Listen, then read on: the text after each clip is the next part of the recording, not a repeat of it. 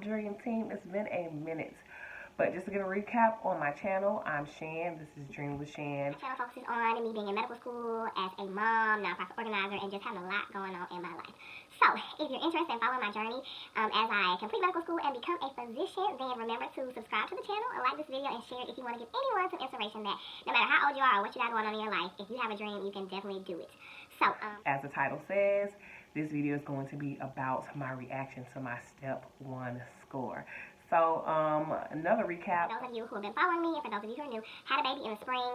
Then a few weeks after I had my baby, I ended my second year of medical school, completed those exams from the time that I had been out on leave. And then I began step studying. And then a few months after I had my baby, I sat for my Step 1 exam. I also have a preteen, so that's 2 kids, preteen and a kid under 1. My baby was under 5 months at the time of my step exam. But I will just throw you to the clip of me looking at my scores. And then I'll come back and we'll talk about everything that's been happening since that time. All right, here we go. Today is the day when I get my scores for my exam. And you already know my nerves are like all over the place. It is probably like after 5 right now. And technically, scores were probably released around like 11. But I've kind of been avoiding looking at them. So, my son Devin is going to log into the NBME website for me. Well, I'm going to log in and I'm going to leave it at the screen. I'm going to show him what's the points. And it's going to pull up my score report and he is going to tell me if I pass the exam. So, if you've been following this journey with me as I prepare for my exam, then you know that your girl has struggled a little bit. So, I'm really excited to see all of my hard work come together for my scores. And I cannot wait for him to show me my results. So and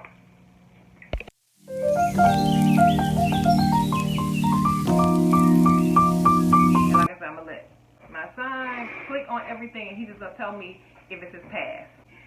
I am very, very nervous right now, but I'm already claiming my victory, you know, I'm claiming it.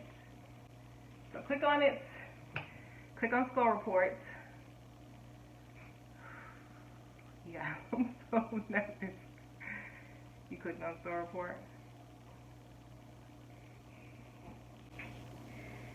You sure we have to scroll down what?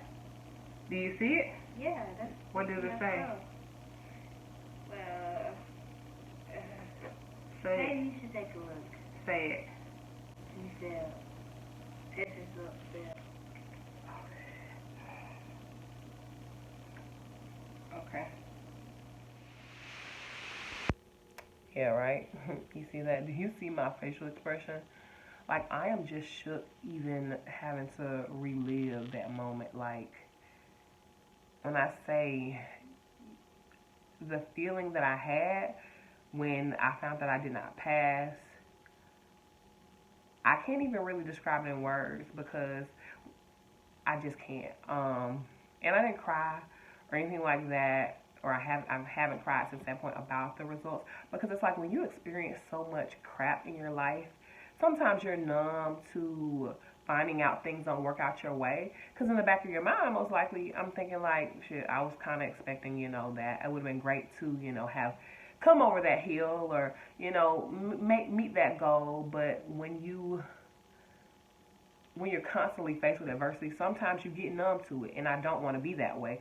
But in that moment, I was very numb to the fact that, oh my God, I couldn't believe it. And for a while, I was in denial about it. Like, straight up, I did not believe I failed.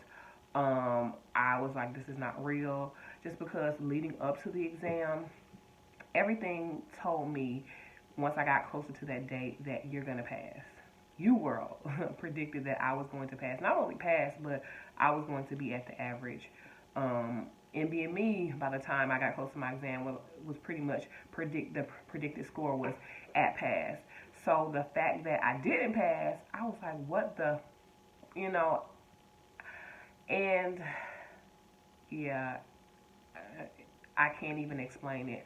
But if you watch the 12 days and 12 minutes or whatever before the exam, you can hear some of those moments where I'm telling you I had stuff going on, like family stuff, financial stuff, school stuff. But at that time, I postponed my exam because of a lot of those things. and I stopped recording my day before or the day, how I'm feeling or whatever. I stopped those recordings, and I just hopped to a few weeks later when I actually was taking my exam after having rescheduled it. But in between that time, there was a few weeks of continued bullshit, excuse my French. And for me, I thought I was able to cope with all the stuff that I was experiencing. You know, I thought I was able to sweep it under the rug and still like focus, but clearly my head wasn't in it. And at that point, I had paid too much money, and I could not afford to change my test again. And then I thought that I was ready. Like everything was telling me as far as the test prep, you're ready. But I guess it takes more than just being ready to answer questions. Your mental state of mind has to be at a place where you can block out all the bullshit. Excuse my French, I'm sorry, I probably bleeped that out. And yeah, so I can't blame anybody but myself on my failure. Like, I can't. I will say 90% of the failure is completely, utterly within me, and then there's 10% that was a lot of the BS that I had been experiencing with my institution and a lot of other stuff that had to do with them. And I'm not really at liberty to say everything that was going on, but I am going to make another video just sharing one of the biggest things that happened to me literally the week before my exam. I'm going to talk about that. But other than that, I'm not really going to say much because I am trying to graduate. The way that I failed myself the most in the exam, on the exam day, was lack of confidence. I had a lot of change answers, and many of those change answers were right to wrong. And I know they're right to wrong because I'm a dweller. Like, I dwell on, like, I'm the type of person that I take a test and I dwell on the stuff that I missed. I dwell on when I say something to people and I regret it, or someone says something to me that hurts me. But let me say, it's something I'm working on. I try not to dwell as much on the negative and things like that, but it's something that I have to really, really work hard to do. And after the exam, and even during some of my breaks, I would be really curious on some of those ones that I changed. So I would go in my first aid book, or I would go in my notes, and I would see that my change a right to wrong answer, because I lack the confidence. And it's like, you can know the information, but if you lack the confidence, you're never going to be satisfied with the right answer being A when B looks so good. It's like, if you lack confidence, you're going to run the other way because you're so unsure with yourself. And I know myself enough to know that I lack confidence sometimes. And in that particular, in that day, in that exam, changing all those dang answers, that lacked confidence, that really lacked confidence, because I didn't believe in myself enough to say that you know this. And the crazy thing is, like, I was telling everybody up until the exam, you know, I'm going to pass, like, I'm going to do so good, you know, my score's going to be this, that, and the other. And as I'm verbalizing this to people, still in the back of my mind, I'm saying to myself, dang, it's a possibility, you know, what if I don't?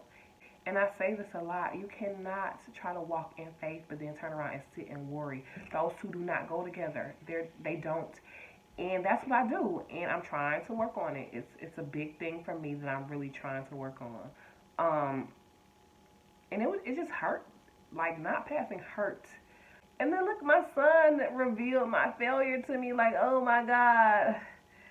So that was after I kind of like sat in